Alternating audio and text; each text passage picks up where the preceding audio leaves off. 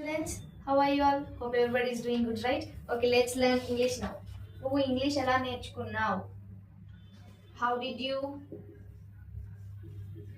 learn English? నువ్వు English ఎలా నేర్చుకున్నావు? How did you learn English? నేను అతన్ని ఎలా ఒప్పించగలను? How can I convince him? నేను అతన్ని ఎలా ఒప్పించగలను? How can I convince him? ఎంత పని మిగిలి ఉంది? How much work is left?